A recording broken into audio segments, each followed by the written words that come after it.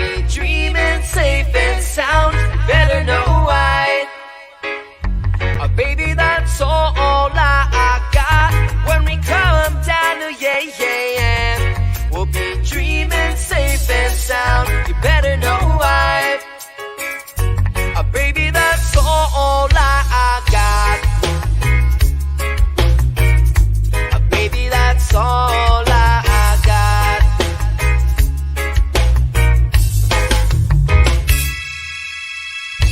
Is this the kind of sound that you wanna hear? Is this the kind of vibe that you wanna feel? 'Cause I'm the type of guy that you'll never fear. You could do your thing, then come near. Maybe I'm caught up in the thing that you know I like. See, we can make time, baby, overnight. Or we could make a grand escape, and we can roll high on our break. I'm all about the look that you're giving me. I'm all about the dance moves you're letting free. Well, I'm all about a sweet sound and loving spree. So listen from my melody. Yeah, maybe I'm caught up in the thing that you know I like. See, we can make time, baby, overnight. Or we could make a grand escape, and we can roll high by the way, yeah, yeah, yeah.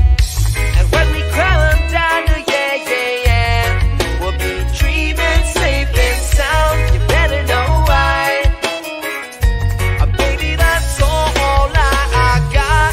When we come down to we'll be dreaming safe and sound. You better know why. Baby, that's all I got. Baby, that's all I got.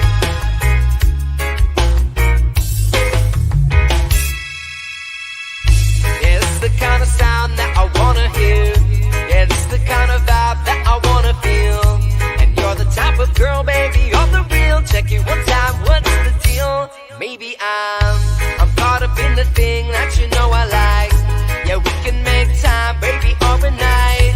Or we could make a grand escape, and we can roll high by the way, yeah, yeah, yeah. And when we come down to we'll be dreaming safe and sound. You better know why. Baby, that's all I got. When we come down to we'll be dreaming safe and sound. You better know why. Baby, that's all I got.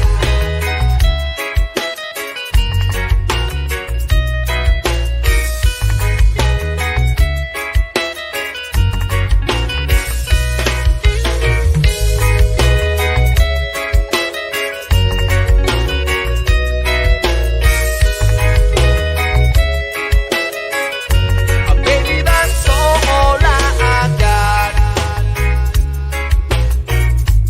Baby, that's all I got.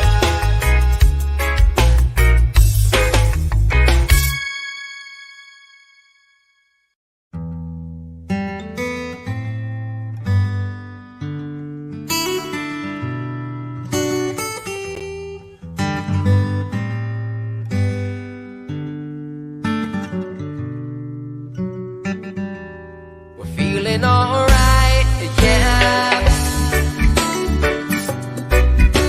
We're feeling good, we're feeling alright, yeah, yeah, yeah. Oh, it's about that time for us to look around and meet somebody new. Well, let's all welcome in familiar faces, perhaps somebody who has a conflict in their life. Alright, tell them you're sorry, but there's ways to change the wrong to right. See, we can sit in a distant haze and watch rain clouds for thoughts of greatness to help our troubles sail real far away. Oh yeah. Well, it's a struggle every day. We're stressing. You ready, Jerry? I'm ready. Just want to make sure you're ready, brother. Show me the money. Oh, you didn't know? Every day I'm hustling, every day I'm hustling, every day I'm hustling. You put my shoes on, you wouldn't last a mile. I'm the champ, I'm the genie of the lamp. This is the gift I was given, so I just live by my hustle.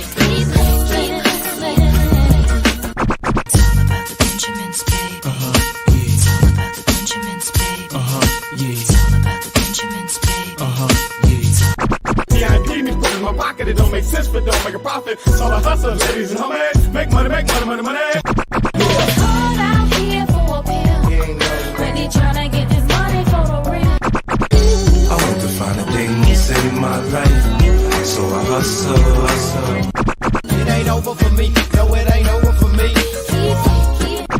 Here comes the money. Here we go. Money talk. Here comes the money.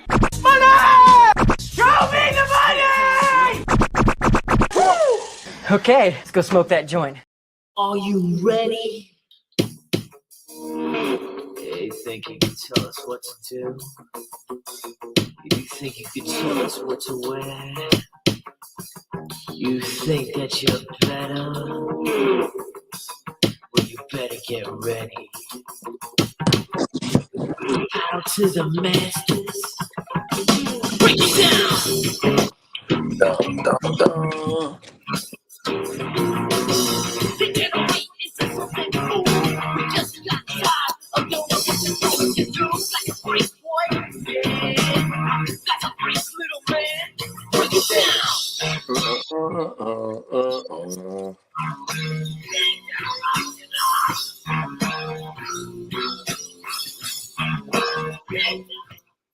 Yeah, Wake Up with Fantasy Football is underway. Wake up, didn't we gotta get that drop. Fuck it. Wake up. Super short episode. But that's perfect though, right? You know. Yeah. What up, Peacock? Is that What up, Peacock? Cherry gelato. I like it. Nice. I like it. Let's smoke real it fancy. I feel like we gotta have. This is. We're just waking and baking, but we're gonna be talking about the Wake Up with Fantasy Football show because I think we got to come up with some segments that we normally do. And but we'll figure all this out though. And stranger in the house, what up? Let's smoke it up. What up? Who they? Song in the house. What up, bro? I said about to leave the gym, or at the gym at the moment, about to spark one up. There we go. And he's shouting out Bogey. What up, Song? How you doing, my good brother? Let's see. Like, what's some things that a lot of people are trying to figure out now? I know Yaku Mania said Dynasty, information. I hate doing rankings. I just don't want to do that. I mean, I don't mind ranking players that you tell me to rank, right? You know what I mean? Yeah, like if someone asks, I just don't want to do maybe I'll do a top 10 or a top 12 here or there, but I'll probably do some rankings pretty soon here when things start to settle a lot more. You know what I mean? Because that's the one thing I mean, for people that love those type of rankings and stuff, you know what I mean? You got to constantly check people's rankings because those things are subject to change all the way up until whenever, you know what I mean? Yeah. So that's one of the main reasons I don't like doing rankings. But when I used to do rankings week to week, it was very helpful when I came to my start sits. I would just, you know what I mean? I would just unbiasedly go with my list. I'm just like, oh, well, I have him over him. So, boom, you know what I mean? Bro, went deep down a rabbit hole yesterday. I like Truman in public, but it was pretty intense. Yesterday, we went to a roller skating rink. Is it rink or ring? Rink, yeah. It was my nephew's birthday, and that shit was lit. You know what I mean? They had an arcade in that motherfucker, and I ain't been to an arcade on shrooms in a minute, bro. And they had Street Fighter over there. It was a rap, bro. Yeah. I was like, oh shit. Then I was playing some of my kids. I had to whoop them up, bro, because you know what I mean. I gotta tell them there's no mercy in this world. You know what I mean? They're all getting, man, I'll teach me how to play. I'll teach you how to take this combo. You know what I'm saying? Street Fighter's hard, man. They even had Fatal Fury. Fatal Fury. It was a game made by their rival company. So Capcom makes Street Fighter. SNK made what's that joint? Made Fatal Fury. And fun fact: growing up, they had this character. His name was Terry Bogard. And Terry Bogard was my favorite character, bro. And like, it was Bogard with a D. So not like Humphrey Bogart, the actor. But yeah, so you know what I mean? That's partly where I came up with the name Bogard, bro. Nice. Also because, you know what I'm saying, we hog everything as a motherfucker, you know what I mean? But yeah, shout out to Terry Bogard. That motherfucker was hard. Let's see here. Look at Peacock. He said, I heard a rumor that some teams are interested in Judge Davis Mills Lane. Let's get it on. But interested, you know, here's the thing. If I had players that I wanted to trade away, I'm constantly going to be telling the rest of the league, hey, everybody's interested in Davis Mills, though. You know what I mean? I'm trying to create a market for him if there isn't one already.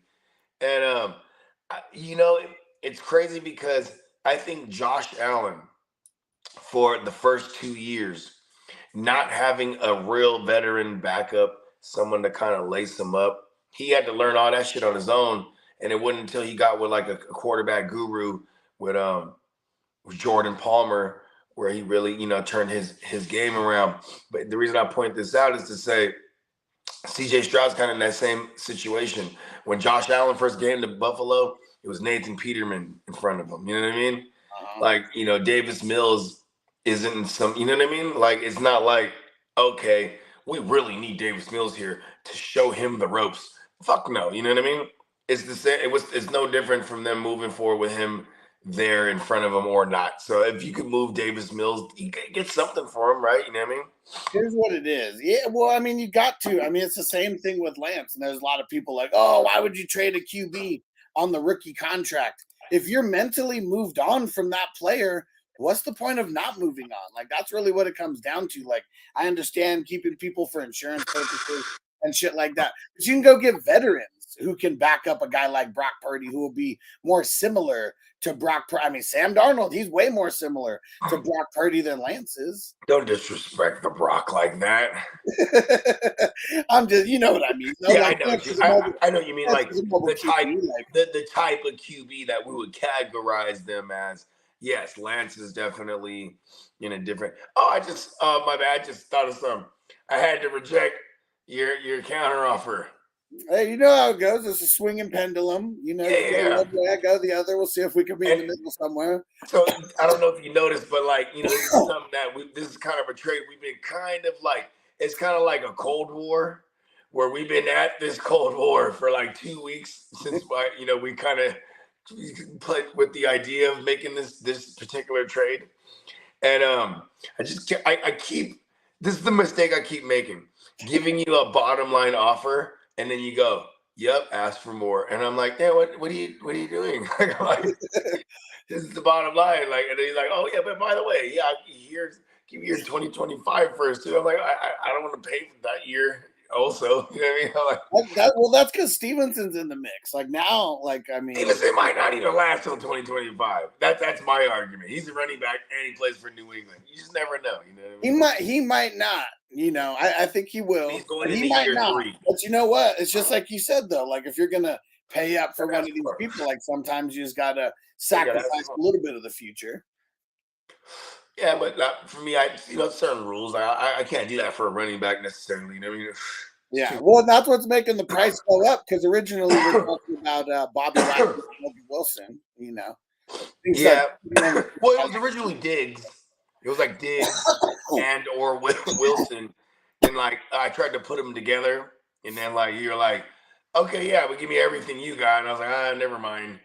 But then it's just, see, here's the thing, the same things that I would apply to a trade, you know, what I mean, you're going to purposely not apply them. Like, for example, like the price is a certain amount to me because of the age or the position. Like running back, I'm probably not going to pay it too much, but I don't blame you because for Stevenson, you're supposed to sell high on him right now. He's coming off career year. You know what I mean? And he's still a fourth, fifth, rounder in our startup. So I mean, there's just value there still. Yeah, and then there's I'm just not going to do any bulk sales. That's what it is. Like that's one thing. Yeah, I learned that. We're gonna gram it out. We're not just gonna sell a whole pack, all at once because it usually doesn't work out as well that way in the long run. Yeah, no, I get it. I mean, it's just let's smoke it up.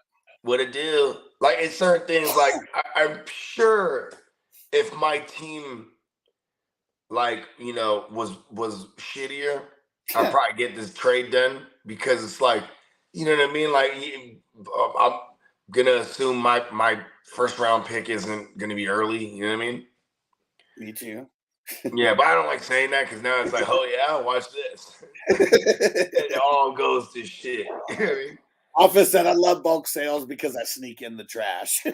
Well, I mean, with guys like me and Bogard, though, like we've sparred enough to where like you're not, unless we like the piece of trash, whoever it is. Like, I mean, we're other than that, yeah, like for context, here's what's on the table, or at least what was, is that I first send him. I mean, I sent him a trade request. I want Logan Wilson and Stevenson, and I'm sending him a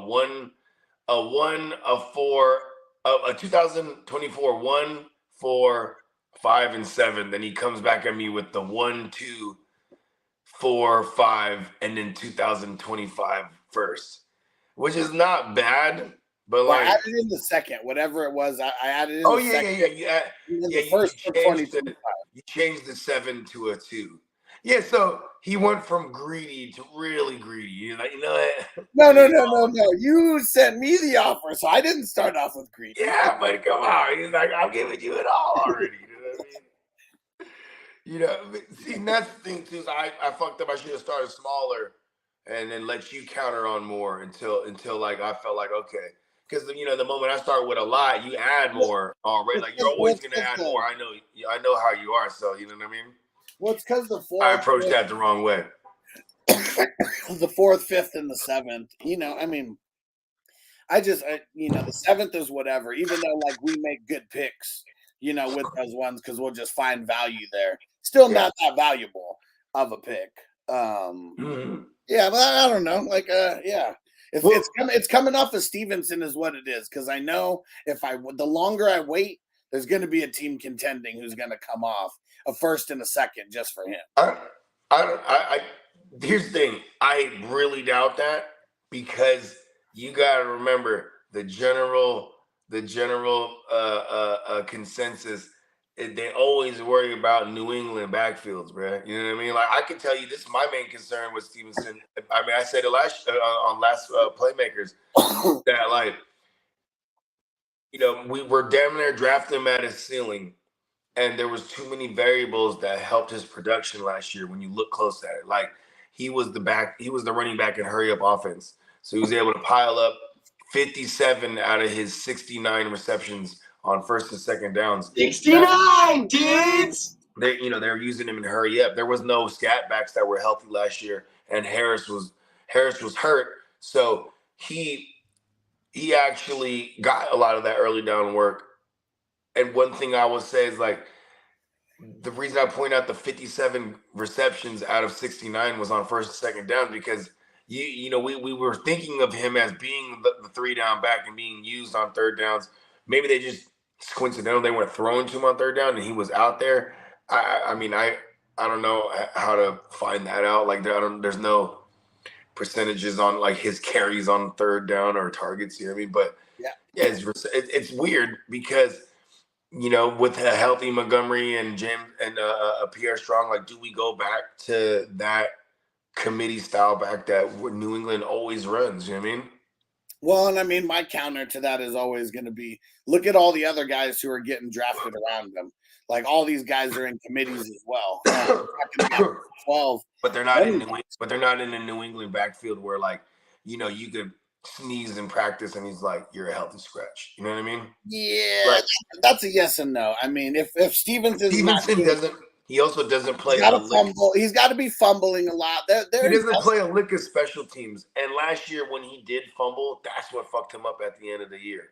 yeah, but see, like that, the special teams could be used literally for New England and nothing else because they're starting running but back. I'm talking about, No, but we yeah, are talking about New England. But we are talking New England, though. You know what I mean? yeah, I know, but their starting running backs never play special teams. Not guys like, who can get and touches. and first and paying the first and the second for Stevenson, that's preposterous.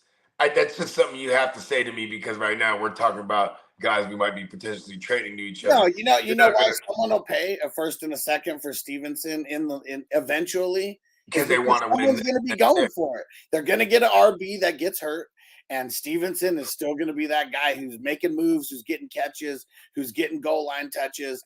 And like that's what it comes down to. Longevity.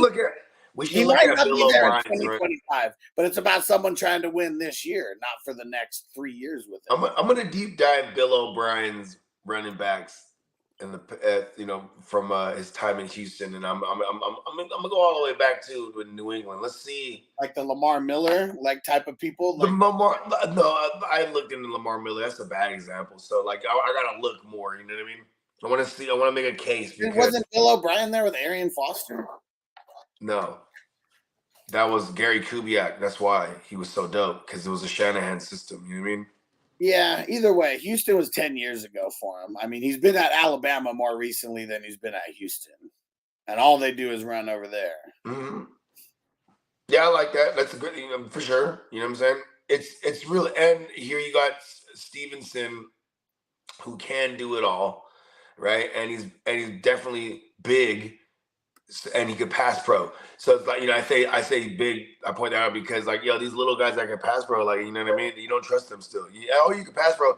Oh, because you're willing to put your body on the line. You know what I mean? Like, you remember Philip Lindsay?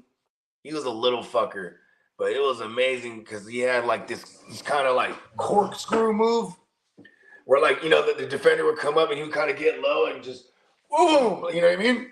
Yeah. But like it was like legit. Man, see, hold on. Arian Foster was there with Bill O'Brien. It may not have been a bunch after. Yeah, but 2014. I'm looking at 2014. Okay, yeah, he did have a good 2014 year. It was DeAndre Hopkins, Andre Johnson, Arian Foster, Ryan Fitzpatrick. Yeah, what did Arian do that year? Almost 1,300 yards and almost 400 on the ground. Yeah, 13 total touchdowns. Yeah, this is still and that's a 28-year-old Arian and Foster. That was the only year, right? Or did he have 2015 with him too? And then that was the injured year. I think he went to Miami. Yeah. Oh no, did he not? Listen, was it? No, he was still there, but he got hurt that next year. Okay, because then he went to the Dolphins. Hold on. The 2014 numbers with Arian Foster, 13 games. He missed 3 games that year. Mm-hmm. That's a good number. Yeah. I mean, damn. Hold on, real quick. I'm looking at 2012. Arian Foster, 351 rushing attempts. Yeah. Yeah. I mean, that's still. You know what's crazy though is like during that era, 400 touches was like the Kings, right? Like he had 40 receptions, so he was only 9 touches short of 400 touches. I was gonna say, 400 touches is the king shit during that era. Marshawn Lynch, Arian Foster, Adrian Peterson, all those guys are 400 touch motherfuckers. You know what I mean? Fucking wild. Nowadays, like we're looking for them 300 touch motherfuckers. That before. I mean, I used to love David Montgomery with Chicago because he was always like projecting to 300 touches or getting close to it. I think even one year he had 301. It's just way more efficient now, is what it is, and probably because the pass game, right? Pass game just opens up the run game. Yeah, and think about this too. Like if you're what's the word I'm looking for? Oh, if you're one of those teams that is trying to rack off losses, you know what I mean? It's funny because this is the trend I've noticed, and I'll use the Jacksonville Jaguars as an example. when they were tanking for Trevor, they would be like down multiple possessions, and they would, and then when they get the ball back, they just run the ball like they had a lead. You know what I mean? Yeah. And like that shit was nuts because that was the James Robinson year, right? And they would let James Robinson get 6-7 yard gashes. You know what I mean? Because what it's gonna do is nothing for them, right? And that hella fucked their averages up, like in a good way. You know what I'm saying? It's so hard to find a running back that's gonna play for a shitty team that's gonna, you know what I mean, that's gonna be comfortable to ball out. You know what I mean? Like, and I think that's why Bill O'Brien ain't really had a good running back in before that little time before Watson. You know what I mean? Where they did the Brock Osweilers and the TJ Yates and all this. You know what I mean? It's different bum ass, but Brian Hoyer. You know what I mean? Like those outside of Aaron Foster, there hasn't been a good running back. So I'm not going to use Aaron Foster as like to move the needle for me for Bill O'Brien. You know what I mean? Like that was Aaron Foster in his prime still. You know what I mean?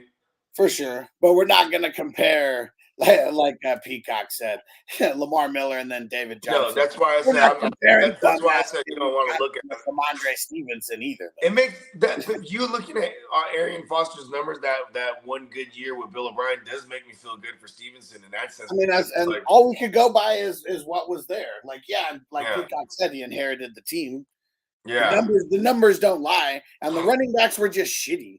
Like after that, like Lamar Miller and David Johnson are probably the best ones out of that entire time. You remember the year?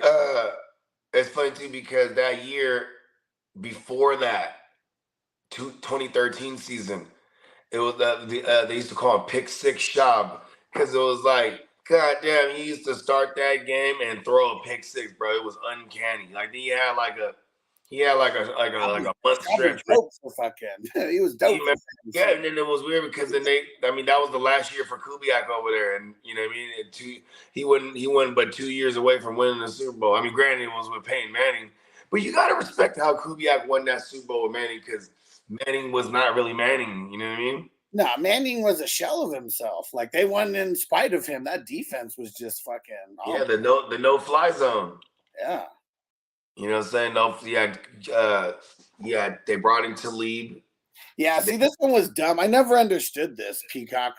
Bringing over Duke Johnson and then just not giving them, like they just had no reason to even trade for him or whatever they did. Well, on that play in the playoffs, this is why I used to call Watson Black Jesus because, supposedly.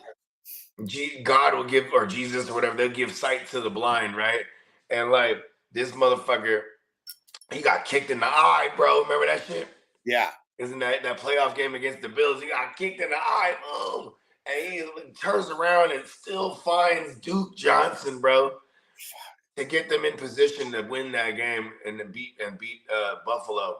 That's probably why they looked out like, yeah, that's why we got Duke. You know what I mean? To make that one play. Yeah. And I totally forgot about this. He said the University of Miami's all-time leading rusher and his touches were damn good. It's probably because a lot of guys at Miami weren't staying the full time.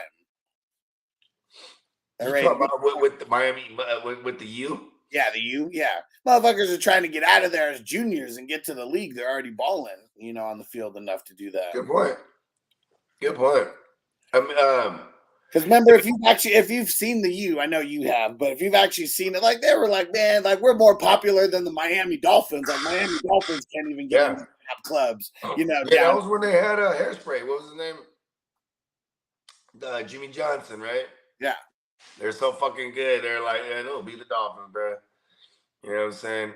It's funny how The Rock was on that team too. Like he wasn't nobody, like he was like a backup to like Warren Sapp after Warren Sapp came in there. But funny that he was still on the squad. With Jimmy Johnson? Yeah. Wow.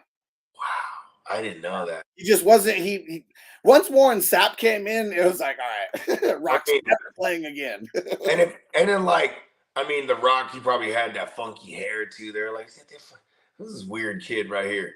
What's crazy too is like he was always tall and like he's probably way more lengthier because I'm pretty sure he wasn't all yoked up yet. You know what I mean? We'll call it. Well, he was a fucking gigantic kid. is what they said. Because before he went to the U, I think they said he only played like 1 year of high school or something, but he's just a freak fucking athlete. Like he's already 6-something, 2-something, like just way bigger than What is The Rock, like 6'4"? No, I don't think. I think he's 6'5" or 6'6". Okay. I felt like I was undershooting him. Let's see. 6'5", and let's see what they got him listed as, because it's probably his wrestling weight. They would have him listed. 250. 260. 6'5", 260. Yeah, that's a big fucker. And you know what? I think we can take him, bro. 2-on-1, you can handle him. Yeah, I was gonna say but I had to stop myself. Like, you know what? We. And but yeah, so when he came on as a freshman, when their team wasn't really that good, I guess they weren't the U yet when he was a freshman, and he actually did decent. But then it was like the next year after that, they brought in like Warren Sapp and I think Ray Lewis and all these superstars, and like he wasn't handling. Damn, what year was this, bruh? Let's see. Yeah, because he was like, what, 25 by the mid-90s, so that's crazy. I never 91. That was when they won the championship. So Jimmy Johnson was big on then. 90 to 94. That's what it is. Okay. So he went there right after Jimmy Johnson. No, his first year they won the championship. No, Jimmy was there. Oh, right? When did Jimmy? I thought Jimmy went in '89 to the Cowboys. I don't know. I don't know my Cowboy lore like that. Anyway, I like learning new stuff. That shit was kind of tight. I didn't know he was with Warren. The Rock was with Warren. That's what's crazy when there's something like, okay, Kid and Play and Salt and Pepper and Martin Lawrence. Yeah, and all these. They all worked in like the same Kmart or whatever the fuck it was. You know what I mean? Yeah. Like they're all going to school in whatever area, wherever they're at in the East Coast. I think it might have been Jersey and New York, wherever they were all at going to school. They were all working at the same spot, and they all ended up to be like super big. You know what I mean? Yeah. Sometimes there's just something in the water or something. You know what I mean? Yeah, it's crazy. Like that. I do like the show The Young Rock because they go. He said that's kind of like his hat tip to like wrestling, just talking about a bunch of things that might have never been talked about. But yeah, he goes from his like time as a kid, where I don't know, maybe he's like 7 or 8, and then where he's in high school, and then when he's in college, and then now they're showing a bunch of stuff like after college and stuff. But it was a lot of the first, like the 3 phases of him, and yeah, elementary school, high school, and college. But yeah, you're right, because yeah, Jimmy Johnson did leave, but Jimmy Johnson didn't get the 2 championships. So yeah, it was the year after. Okay, who took he over? He was playing with all the what? Because Jimmy definitely is the one who shaped that winning culture there. Yeah, but I didn't know Jimmy didn't. Well, Jimmy definitely won one over there, right? He won the first one, and I guess I forgot that he didn't win the second one. He parlayed that into the Cowboys job. Yeah, because they let go of Landry.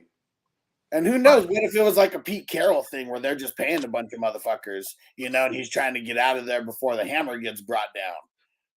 That's what happened to Pete Carroll. They were paying college students like that. Yeah, man, Reggie Bush and shit. Like, remember the whole scandal? Oh yeah, they took away his Highsman. You're right. Yeah, I just didn't know it was Pete Carroll. Like, yeah. So to speak. Well, I think it was so much scrutiny was going down, he didn't even want to be a part of it. So he left. That's when he went, and that's when he went to Seattle. Yeah, because he went straight from USC. Great, Reggie. Way to send him to Seattle and have him beat my Niners in 2 championship games. Fuck that motherfucker. I'm eating mushroom chocolate. Fuck it. Peacock said, like the Wu-Tang, everyone could casually split or spit. Yeah. When you're so deep too, like how many Wu-Tang members are there? If you're just there's 9 in the Wu-Tang clan. Then there's like then there's all the subgroups like remember you heard that thing that dude from the Wu-Tang cut his dick off? Yeah. Yeah, see, that dude's not. He was part of like the Killer Army, which is like a Wu-Tang affiliated. You know what I mean? Okay. You know, like he's not Wu-Tang. You know? Yeah. I think that guy's name was like Christ Bearer. Damn right, Zach. He said, now give Reggie Bush back to Highsman. All these college players are getting paid now. Yeah, because I mean, even from the schools, right? Like they get paid from the schools, and they get paid, and they can get paid off the likeness and shit. Man, see, why aren't they coming out with NCAA now? Because that was the reason why they had to stop NCAA is because you couldn't use the player's likeness anymore unless you're going to pay them. Hey, that game was hard though, huh?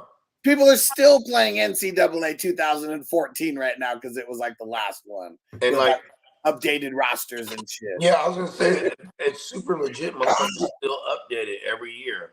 Yeah. Whoever's doing it is a fucking G. Like whoever's the one. God bless that person. It takes someone to go do that and start it, right? Like someone has to go through and put every fucking player's name in there. It doesn't just magically happen. You know, it's a tough job. As they say, it's a tough job and someone's got to do it. I'm just never that someone. You know what I mean? I'll never be on it that early to where like, yeah, we're just going to go use someone else. I bet you that person's hella good at fantasy. Maybe. Well, knowing a bunch about college doesn't mean you're going to know a bunch about the NFL or that is true though, because like here's what's dangerous about a lot of these analysts I see is that like they'll like a player so much in college that like situationally wherever they are in the league, if it doesn't have a clear path for them to start, they're still going to talk about that player. But I love him.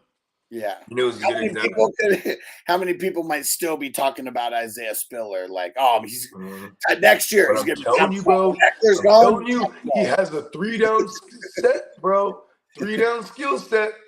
Because it's not about how college views them. It's not about how we view them. It's really about how the teams view them. And if they only think of like Isaiah Pacheco, like, I mean, we still love him right now.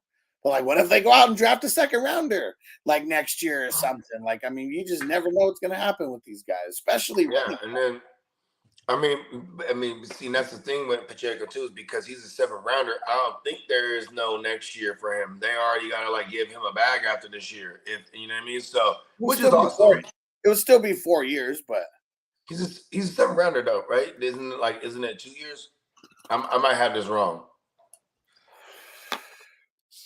Because like I know there's obviously there's standard offer. Like when you're a 2nd rounder, you got 4 years. You know what I mean? Yeah.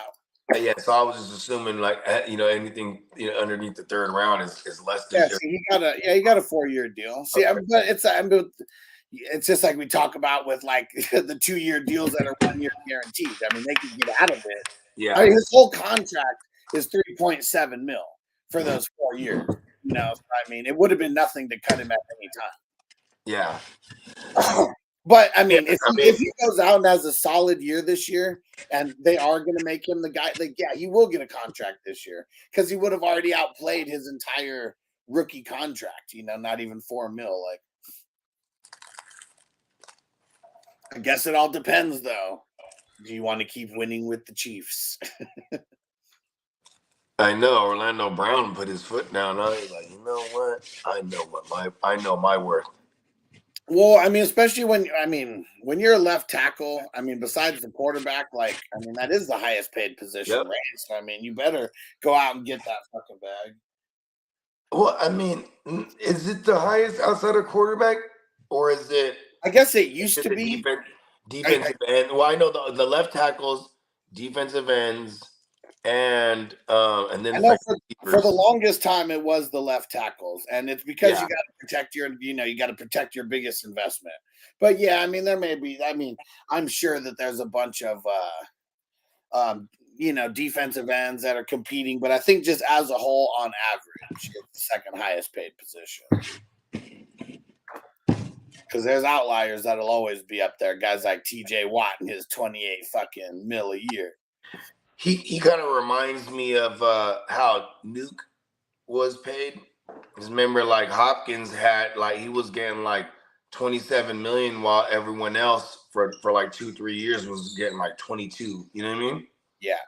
And it was just like he was the Hopkins outlier. he did warrant that though. Like, man, like he had some really, really good ass years in Houston when their team was just Yeah, I mean, 30% target market share will do it. You know what I mean? Especially when you're efficient with the 30. Like he barely had any drops. Remember that? Look at his drops on the year. This motherfucker was so good. Like he just like it's very rare you dropping it.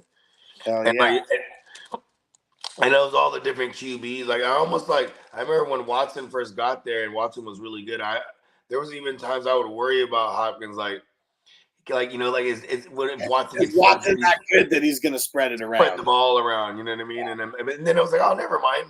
He's good and he loves him. You know what I mean? Well, it's if you're that good as a receiver, your Devontae Adams is, throw him in the mix. Like, I mean, why would you throw it? You know, why would you throw a 50 ball to someone else? You know, like if you're the point guard, why are you not going to pass it to Kobe instead of passing it to, I don't know, third or fourth guy, you know, who we don't know how the fuck he Cornflake, game's on the line. What do you do? Give it to Will. Carlton, what do you do? Well, if he's smart, he'll look for the open guy, and if he's open, he'll take the shot. Wrong. You haven't been paying attention, Banks. Ask the Will. Hey, that shit had me dying so hard, man, when the motherfucker took the shot. He tried. Stole it from him. Hijacked him for the ball. Right. Not only did he stole the ball from his own teammate, man. And threw it up like he was throwing a football pass or something. Oh, my God, man. It was just like a regular three-pointer, and he had to chuck it up there like it was a football. What's funny about that, too, is it's like, how the fuck did he make the team, bro? I mean, how are you on? Carlton's one of the tallest guys in Bel Air. I mean, they're like, he's black, he's on the team. They looked at the basketball team, they're like, there's too much white people here. But coach, there's only but one other black kid. Yeah. Zach said, bro, USC was lit. Matt Leinart, Reggie Bush, Lendell White. Who's Mike Williams? I don't remember that. And Clay Matthews. Yeah, they had some. Yeah, Clay. Remember that shit? That documentary, they did a football life on that joint. And they had Cush, Brian Cushing. Such a fucking savage. Oh, shit. I remember Brian Cushing, bro. So there was a, what was it? There was a dude, bro. When he was on the Texans, bro, I remember he had this one pick six, but that shit won me some money. Yeah, who did he hit? Oh, no, it might have been a strip sack fumble. Hey, but Brian Cushing was shit. Him and young JJ, they were shit, bro. Yeah. Yeah, it's crazy. That Texans team wasn't that good in real life. I mean, they were all right, but for fantasy football, man, it was fucking amazing. And it's crazy how they lost. Matt Leinart, man, like it's crazy. The fork in the road of his life. He could have been in the draft in 2005 and been like the number 1 overall pick. We're coming back. We're going to win it. Vince Young shattered his dreams worse than gold dust. And fucking, yeah. And they're trying to say he was greased up. They're like, yeah, like oil on him or grease or something, bro. It's crazy, man, because they just couldn't tackle that motherfucker in that last little drive, bro, when he was Vince Young put the game on his back. Hey, and then you had all the celebrities there. Snoop and all them, and they partying with Reggie Bush and all that, right? But then fucking it was funny because it was Matt Leinart. Or no, was it Matt Leinart? I forget. Or it might have been Reggie Bush. I forget who said this, but they were like, after the game, we were all in the locker room. And you just see Snoop, and you just be like, ew, good. Ew, good. Like, ew, good. Like, how the fuck? You know what I mean? Because they're like, how the fuck can that happen? How in the fuck did that just happen? It's nuts, man. Like, I guess McConaughey, he gave the halftime speech to them, bro. The USC? No, to the Longhorns. Yeah, to Texas. Yeah. Come on, he gave them the halftime speech. You know what I mean? Put a foot in their fart factory. He said, like, we got to get this thing. Come on, y'all. Fuck is this? Coming out with the all right. Yeah. All right. We got a football game to win. It's crazy though, because I mean, obviously, you don't know how many guys are gonna like make the league from like each team, before it happens. But I swear, wasn't it like 20 guys from like each team or something like made the fucking league that year? Like, it was an insane amount of fucking talent on both sides of the ball in that game. Did Reggie Bush, did he go on to get one? Was he part of that 2009 Saints? Yep. Good for him. Yeah, he got it. And pretty much a journeyman, right? Like, I mean, he was never, guess he didn't really have the build for it. I mean, it wasn't really he got drafted second overall. Yeah, he was with the Saints. He was with the Saints. Then after that, it was all little spurts, a little cup of tea with the Lions. Had a cup of coffee with fucking the Niners. You know what I mean? And then I don't even know where else he bounced around, but they were all injured season. Miami, Detroit, San Fran, and Buffalo. Those were the teams after. Okay. Yeah, he went over to Buffalo when they had who, like EJ Manuel or something. Okay. Man, he played 13 games in 2016. Do you remember how many yards he rushed for? 69. No. 55. No. 169. No. The other way. Oh, what is it? Not for real? Yeah, -3 yards for the season. Yeah, 13 games. Yeah, I think I do remember this. That was with the Bills, right? Yeah, 12 rushes. Oh, no, that was with the Niners. Oh, okay. He only had 12 rushes in those 13 games. He was not getting used like at all. So who was there? Shady McCoy? It was 2016. So let's see. Yeah, Shady was there, right? Because I remember that was bad Shady, where it was like, and I used to call it Shady Volume, where it's like he would get volume, but it was shady. So it was like, it was late, like, we were always just gonna like wish he was that Eagle Shady. You know what I mean? Yeah, Shady. I mean, he had 1,200 yards that year. Damn, which year's the one that he shitted on us then? Was it 2017? Yeah, I'm not sure. He went there in 2014, right? He went to the Bills. Yeah, it wasn't 2017. Now 2018. Okay. That was the year. Yeah, I mean, really, he was just done. Or 2015. I guess he only played 12 games. There you go. That was one of the ones where he got hurt. Yeah. He was still getting that shady volume though. Still trying to run, holding the ball out here like this. What are you doing, man? But yeah, so Reggie Bush only had 12 rushes that year, but for -3 yards. He did have a TD. He took like one big ass loss of a play, just like totally totally messed him up. He tried to randomly there'll be memes on Twitter where it's like, no matter how bad of a day that you're having, just remember that Reggie Bush played an entire season of football and rushed for -3 yards. And here's another thing. Why the fuck is Dan Orlovsky a fucking QB, like a guy they go to on ESPN, like he's the QB like specialist, like he's the authority on QBs whenever they come. It's because compared to everyone who never played football before, he has more knowledge, and most of those peeps, I mean, but I mean, it's like maybe I guess for me, I'd be like, well, you could tell them exactly what to do because you did it wrong. You know what I mean? Maybe that. Like, hey, don't do what I did. And Luke go be the only guy to go 0-16, and then go like you can't do it. Always teach. Didn't they do like 1-15 with the Colts? I used with the Colts. That's how they assured they got. They're like, yeah, we don't have Peyton Manning. How do we take for this kid, Andrew Luck? They're like, bring in Orlovsky. Have you ever noticed that the people who try to teach the most are the people who really can't do it themselves?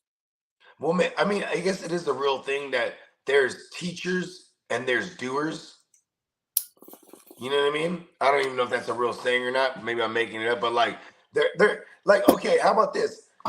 There's too many followers and not enough leaders, right? When in life, period. Yeah. So, motherfucker, if you got a room full of 10 motherfuckers and they all trying to get it, there's gonna be one of those motherfuckers that should be the leader because You know what I'm saying? You gotta be able to fucking focus everybody. Leadership's a real thing. You know what I'm saying? Like maybe these dudes are better. You know, maybe that's why you don't see some of the best coaches who aren't like, oh well, he played all his life as QB. He'd be the best. Like, you know what I mean? Like, you know, low hanging fruit might be like, hey, Peyton Manning probably be one of the best offensive coordinators. You know what I mean? Like, you know what I'm saying? Like, he'd probably call the best plays. He's been there. You know what I mean? Like, I don't know, maybe not. Maybe you know what I mean? Maybe he's different when you're on the field diagnosing things versus maybe he's a doer. And you need to teach the QB how to diagnose the shit like Peyton Manning. Like, I don't know, like Michael Jordan, like he's not going to be a good coach, right? Because he'll just talk shit to you if you just can't do the shit that he expects you to do.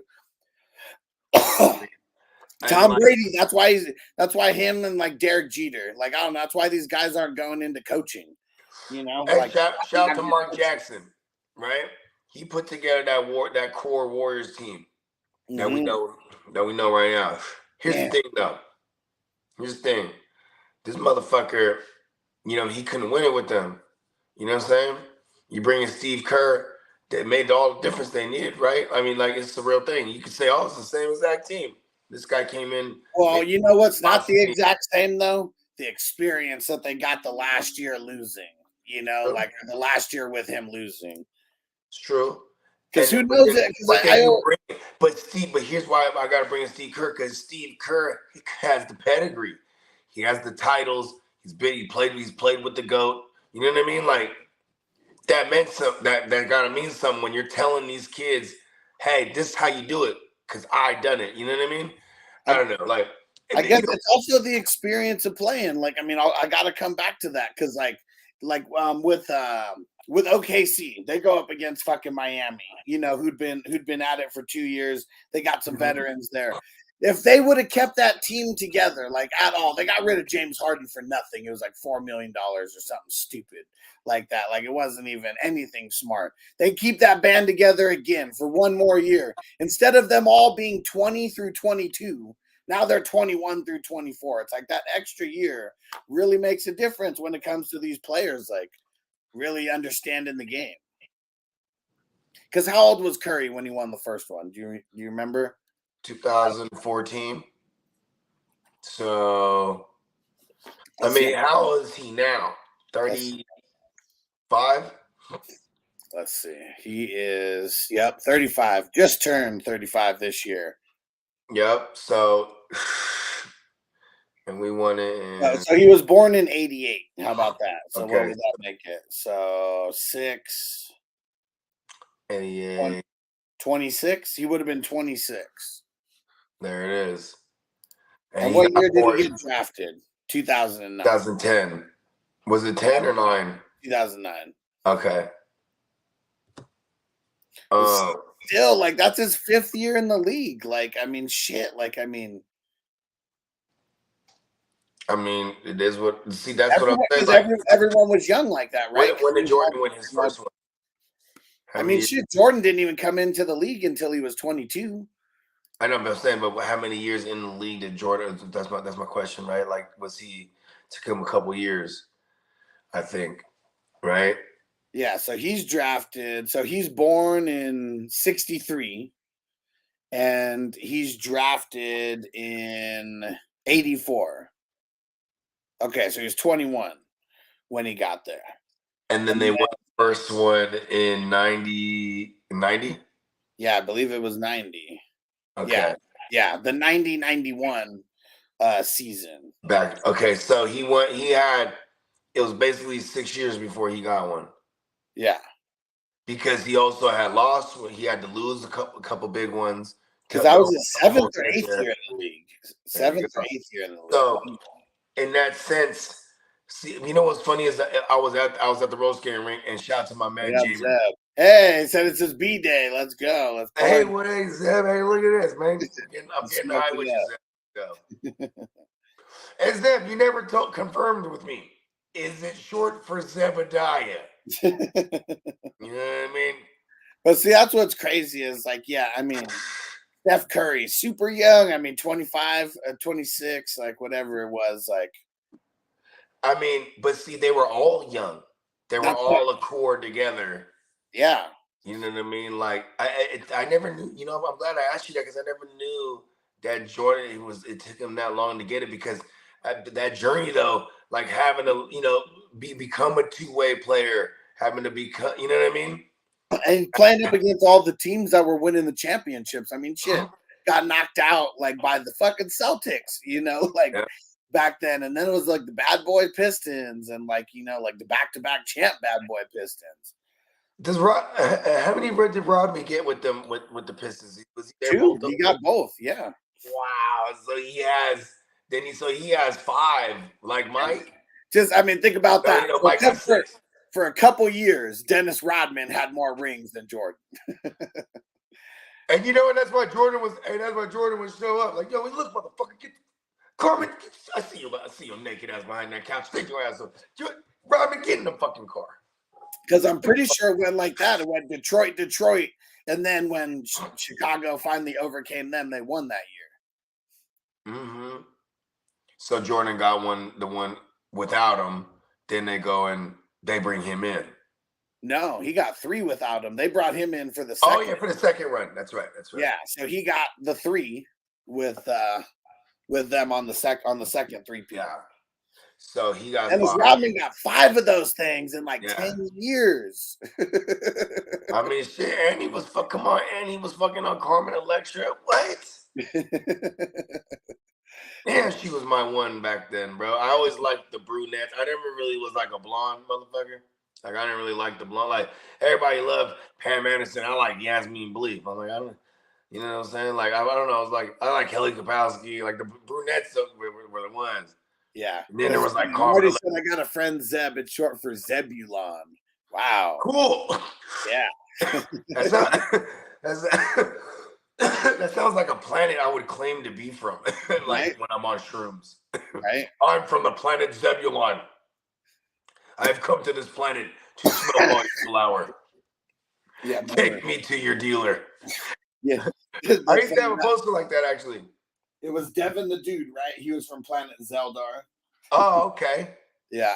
Yeah, I got funk with Zeldar. I'm from Zebulon. You know what I mean? That album's so funny because they still have the skits.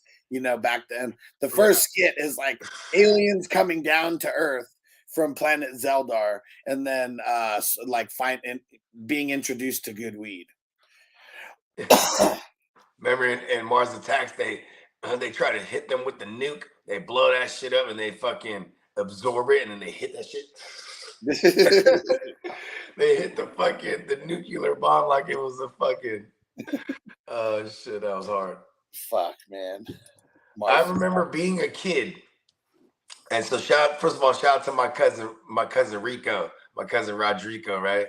So Rico, he's my first cousin, but he got me by like I don't know, maybe 17, 18 years. You know what I mean? And his son is about a couple years younger than me. So like, you know what I'm saying? When I was like 10, when did Mars Attack come out? 95? Yeah, I was probably like, yeah, so I'm like 11 or whatever. So we go to watch it in the theaters, and it's Rico and his boy, and they're turned. You know what I mean? And they're turned. But I remember like in that part of the movie, he's hitting that shit. My cousin, hit that shit, man. Yeah. And like, you know what I'm saying? Like this hella food started busting in the theater, bro. And I thought he was so cool. Just, like, and it's funny because man, if my girl was anywhere, she would vouch because he's the one, like when he shows up and it's like, like Christmas, he shows up, everybody get, oh, Rico's here. And he comes in with some bottles, hey, we drinking or what? You know what I mean? He's just that motherfucker is keeping it lit.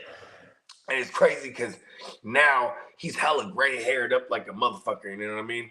Super gray hair. And he used to do a lot of drugs back in the day, so he looks stupid old now, you know what I mean? That shit is funny. Yeah, drugs will age you. I'm telling you. Never shrooms. I feel like the shrooms make me go in reverse. Yeah, definitely. The weed too, man. The weed be letting you know. Mm-hmm. Weed, man. Let's see. I want to try to find that scene so we Wait, can. which one? Where he's smoking from Mars Attacks. Oh yeah. You gotta look at, but like they say, it's when they're when the war is going on. Yeah. They. You know like the whole premise of like why like the gray aliens and like Mars and all that stuff. You know, like the legend. No. All right, here we go. Hold on, real quick. This is only Yeah, like bust that shit. so yeah, the bomb goes up and they have some little thing that just like captures the entire bomb. They blow the bomb up. Yeah.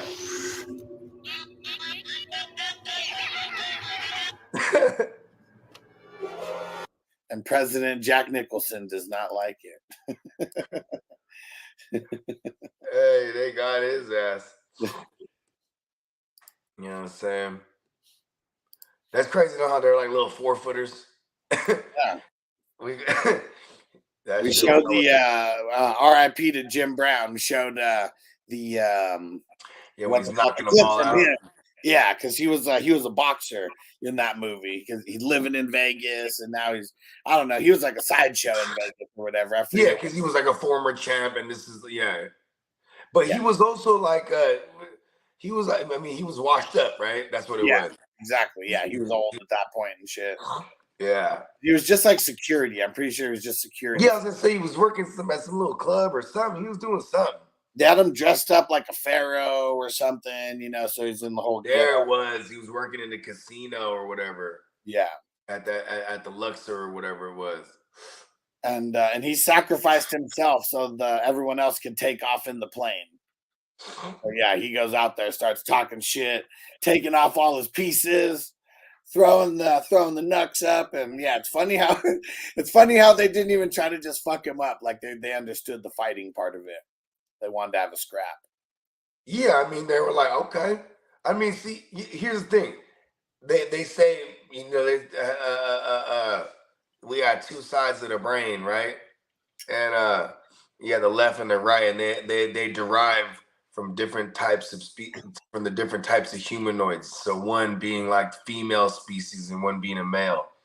And I'm not saying like female and male as in, this is gonna sound really fucking confused. This is actually gonna sound current. It's not saying female and male as in gender wise, but I'm saying as in like thought process, as in like perspective. So like the humans for the longest, we were a female thinking species. You know what I mean? Like, with love and care and then you had the Greys. They're from Mars, bro, and they're a male thinking species. Build and conquer. And when they came their ass to Earth, you know what I'm saying? This is all like Legend of Atlantis and like the 12 Emerald Tablets of Thoth and crazy wild shit. If you guys want to figure out where I found all this shit at, but like there was a great war ensued, and then over time we didn't morph together with these motherfuckers. Like this, and I'm talking about millions and millions and millions of years ago type of shit. You know what I'm saying? Because when people think of when people think of time, they probably think of only since written history, right? But like, man, we could have been around here for millions of years, and cataclysmic events happen and erase history. So it's like you won't even, you know what I mean? Yeah. Like when you see all these, like the pyramids, bro, they were built on top of existing other shit, bro. That was older than that. You know what I mean? Or you look at Göbekli Tepe, right? This motherfucker in Turkey. It's like these crazy ass structures that are like, you know what I'm saying, like a mile tall or whatever the fuck, but it's just buried in the ground. Like what the fuck, you know what I mean? And like these huge pillars and pieces and like, you know what I mean? Just impossible to wrap your mind around how the fuck they would even build these things if they were ancient humans with stone tools, because that's all incorrect. You know what I mean? They were advanced as fuck back in the days, and like certain cataclysmic events that happened and reset fucking Earth and shit. Yeah. Like, you know what I mean? Like proven shit, like us being hit by like a massive asteroid. Yeah. And wiping out fucking 90% of the population. It's called like the younger dryas theory. That shit's real as fuck too. Like, I'm telling you, bro. If what is it called? Aliens is real and shit. It's probably just advanced humans, bro, that survived those. You know what I mean? And we just like think about this. All the aliens and stuff too, right? UFOs or whatever. Not even aliens, but UFOs and shit. All that shit started popping up when we dropped the atom bomb. You know what I mean? Yeah. then they're like, oh shit, these motherfuckers figured out how to split the atom. You know what I mean? Keep an eye on them. You know what I mean? They're like, yeah, where's my money at, bro? Told you it would take them more than a millennia. Like, because you know what I'm saying? Like think about this anti-gravity stuff like that. That all this, you know what I mean? That's probably, or like, there's another theory of like frequencies. They were able to like tune certain frequencies because then like the reverberations, you know what I'm saying? You'd be able to lift like heavy objects or even cut into like, you know, the densest stones, and you know what I'm saying? Yeah. Hell Shit's yeah. crazy, man. Maybe they had some type of they were all on psychedelics back then too. You know what I mean? Hell yeah. That could have been, you know what I'm saying? That could have been maybe PCP. Maybe that was their thing, man. Turned you into a fucking warrior, right? And PCP gives you uncanny strength. You know what I'm saying? And there was I've only done Sherm twice, bro. That's when both times I was like 15, because you know you do dumb shit when you're a kid. I just remember there was these bars. It was a gate, like, you know, one of them nice driveways. They have those gates that retract. You know what I'm saying? Yeah. It was one of those, bro. And you know, it's like, you know, some real heavy duty bars here. You know what I mean? And then my boy, bro, he hit the Sherman. He was talking about like, everybody says you got fucking super strength. He goes up to the bar, and we're like, oh shit, look at that, damn, bet this shit. I was like, let me see that shit. Yeah, I bet that shit too. Oh shit. And then there's like a little concrete, you know, like it was a concrete ball, like a design on top of the little brick pillars, right? That hit the gates. My boy walks up to it, does a little side crescent kick, blah, kicks that shit off the top of it, bro. And bro, we were dying, bro, we were laughing hella hard, bro. Like, bro, we're hella strong. Let's go try to lift this car. We started trying to do hawking. Bro, I was fucked up the next day. I was all sore. Like, yo, what else can we do on PCP? Peacock said, and they can shapeshift all kinds of political espionage in the stories. Yeah, I mean, the scroll. You telling me the real life scroll is what it is? A real life T-1000. No, you know what though? The fucking my favorite conspiracy shit that they came out with right now is the Galactic Federation, and this is like some older like Israeli general, right? And it's funny because when you're old and you got secrets, I mean when you got secrets, you gotta wait till you get old, then you can start spilling the beans and get it off your chest for your own purposes. And then because you're old, they can just write you off as being senile and shit. You know what I mean? Yeah. This dude, he came out, he was like, we have a Galactic Federation, you know what I'm saying, with different humanoid species, and fucking he's talking about how America has been involved, and there's underground fucking worlds on Earth, and he was just like all these different things that I researched for years, and from different things, different like rabbit holes. This fool was just throwing them all. He was just throwing them all in one crazy statement. I was like, oh shit, you know what I mean, like.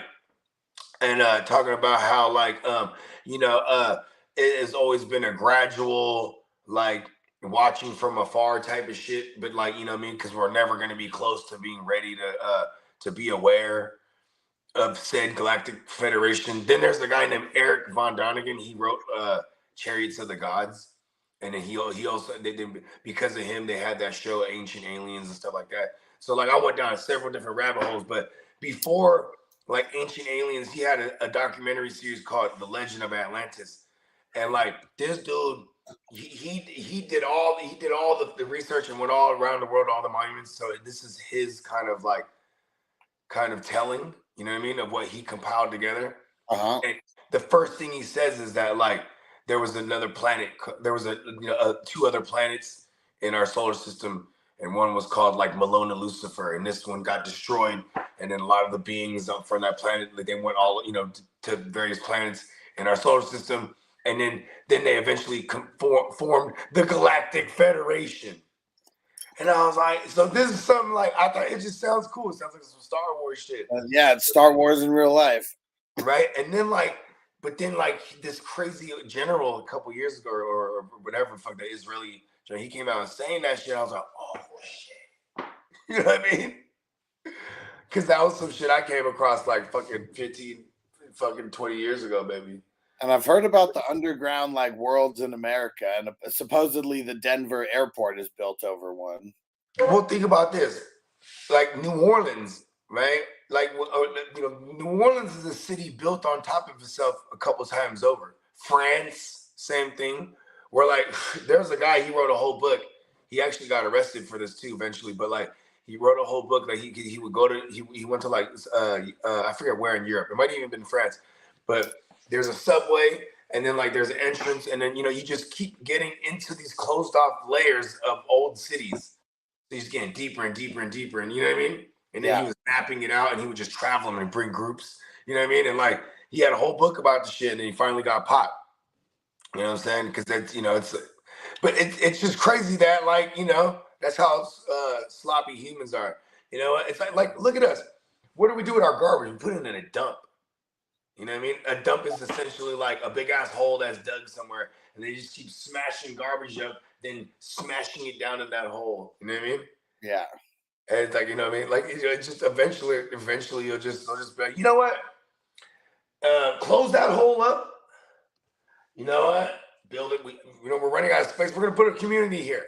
What are we gonna do with the trash now? We're gonna put it in space this time. You know what I mean? Like, or we're gonna put it in the ocean now. Or the new holes down in the ocean. Like, I mean, it's just funny because that's one thing you know what I mean? We don't got no space. What it do? Birthday twin. I'm alright. I don't even know what time it is. I think this is the first time ever. I ain't had breakfast, but I'm already microdosing. That shit feels awesome. I'm ready to write a thesis right now. I'll tell you that motherfucking that Eric Von Donigan motherfucker. So look at this. They say that the Garden of Eden, right, in the Bible. They say that's not just a mythical place, that is actually this underground city, and it's also known as Agartha. So if anyone wants to research this shit's wild, bro. It's the underground world, and they say it stretches from Napa, like this is where this they say it stretches from Napa all the way to Bangkok. So this is how big it is under the world, under the oceans, everything. It's an entire world. And then there's all the mythos, right? Surrounded by it. Like they say time doesn't exist down there. You know what I mean? Yeah. So like, you know what I mean? They say, and then they also say like this is where Hitler ran off to. Like we didn't get him. He's living in the underground city of Agartha. You know what I mean? The grays, right? The gray aliens, or like if you look at the Mayans, they always had depicted these large, elongated humanoids that would and they would describe them as having like long, flowing white hair with flaming blue eyes and shit, and they flew in like these like shield-like fucking vessels, where like saucers or whatever, and like then you have the OPEC, the OPEX. Right, like the Legends of Hidden Temple shit. That what that's based on is these natives that this god that would come. You know what I'm saying? Like and if you think about it too, look at the headdress. It's kind of like a helmet, like to have like a breathing apparatus type of shit. You feel me? Like, yeah. I mean, but these are like it's the dawn of time story where you have these primitives, and someone with knowledge comes through and laces you up. You know what I mean? Yeah. Yeah. And then you pray to them like they're fucking God, because what do you know? You don't know any better. You know what I mean? Right. Like so like if someone, I always use this example. Like if I was to go back 100 years, or I go back to like Salem 120 years ago, and I have a smartphone, they'll think I'm a sorcerer. You know what I mean? They'll burn me at the stake. Right? It's magic. You know what I mean? Yeah. You know what I mean? Just like if you saw something coming out the sky, you think that's God. Not, that's clearly a spaceship. Yeah. You know what I'm saying? Yeah. That's why Eric Von Donigan called his book Chariots of the Gods, because that's what some of those, like in the biblical days, like, you know what I mean? They say something, he came out of the sky in a flaming chariot. You know what I mean? Like, it was like a vessel with hella lights and shit. You know what I mean? Like that's how they just, you know what I mean? It's Uh-huh. funny how, like even like the guy like David and Goliath. That guy Goliath could have been like 6'7". He could have been Right. like Crispy's height or something, right? Right.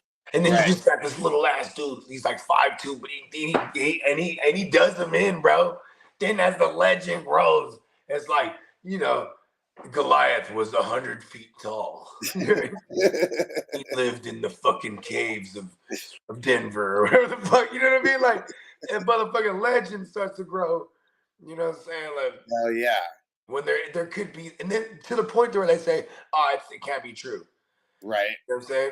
So it's like, you know what I'm saying? But they're, you know, a lot of these things, they're based on some type of, like, is it far-fetched to say, okay, there's a dude, right? His name is Enoch. And if you look in the Bible, all the stories in the Bible are be like Matthew, you know, Psalm 10. And Jesus wept, right? And so this is an encounter of Matthew watching Jesus cry, right? And Jesus healed them and blah, blah. This is his story of his encounter, right? But and all the stories in the Bible are like that. So it's all from another perspective, except for Enoch. Enoch is in the Old Testament, and he was like, God came out of the sky and took me. You know what I mean? He took me and this motherfucker in the you know, a chariot, you know, made of fire and light or whatever fucking like. And he says, I lived up in that motherfucker city in the sky. And he's like, he called them all angels. And I talked to God and all the angels, and they could have been fucking just, you know, this is how he was. Did that not sound like an abduction? Yeah. And then he says, Yeah, then get this. So Enoch, this is where he's famous in the Bible because he's the grandpa of Noah, and Noah's not even born yet. He says, I mean, no, Noah's not even born. He said, like, you're about to have a grandson, and there's gonna be a great flood. This motherfucker's about to save everybody. You know what I mean? So that's his claim to fame. You know what I mean? Yeah. Enoch's never really talked about, but that's always stood out to those fools that love that theory, the ancient alien theory, because to me that would explain religion more. Right. Or if I was just this advanced being and I came through and there's these dumbasses, right? And I'm like, boom, boom, look here, this is how you make fire, bro. And they're like, what? And it's just a lighter. You know what I mean? I'm like, yeah, it's fucking idiots. You know what I mean? And I'm like, remember on Hocus Pocus? Remember that shit? Where he can make fire in his hand. And you know, and then see, look at this. Then you could be like, oh, look at that. Now you're gonna worship me. You know what I mean? Yeah. And then you'd be like, hey, Hush, take this. I can tell them anything, bro. And it's called religion. They call it religion. You know what I mean? And that's just how, you know what I'm saying? Think about this too. All the stories in, you know, whether it's the Quran or the Bible, they all have a figure that has the same type of story. Right. You know, like Muhammad in the Quran, and then Jesus in the Bible. You know what I'm saying? These and then there's the fucking the Indians, right? Like the from India. You know what I'm saying? I forget what their book is called, right? That like they're like, you know, religious texts. I forget what it's called. But they describe wars in the sky, right? This is like, so this, imagine this is like 1,000-year-old literature, like their religion shit, where they talk about, they call them V-Mayas, and they're described as like these, when they're illustrated, they look like spaceships, man. And they're like the little triangle ones, you know, that, you know, there's the traditional saucers and there's triangle ones. Yeah. These are those ones, and they're fighting in the skies, right? And they talked about like how like they had the power of the sun and they've scorched the earth. Doesn't that sound like a nuclear bomb? You know what I mean? Like, yeah. Right? And like, it's just, it's, you know, but how would you describe that if back then? Like, bro, it was a nuclear bomb, bro. No, you describe it like the power, and he possessed the power of the sun. You know what I mean? Like, you know, because that's their best comparisons, right? Like, that's how when literature illustrating something through words is always going to be by using some type of form of analogy, right? Like or as, you know what I'm saying, or metaphor. You know what I'm saying? Like he soared through the sky like a majestic bird. You know what I mean? That's old literature. Nowadays, you might say, hey, he flew through the sky like a 747. Yeah. You know what I mean? Or like a fighter jet plane. You know what I mean? Because you have comparisons. But back then, they didn't know that. You know what I'm saying? Yeah. This motherfucker's God.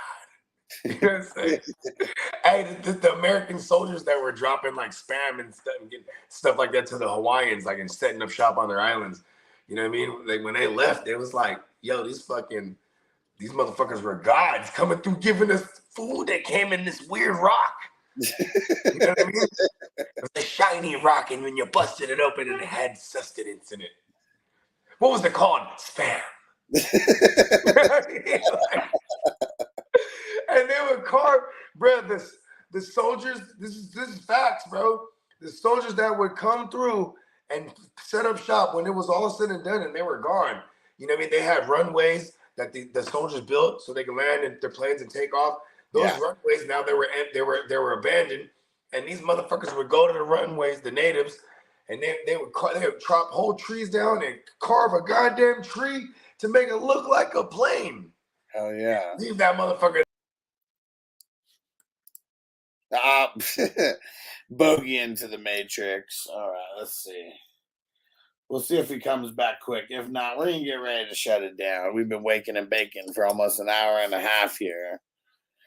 And yeah, let me see. Raphael, what up, bro? He said, I bet he had a hog of the same ilk.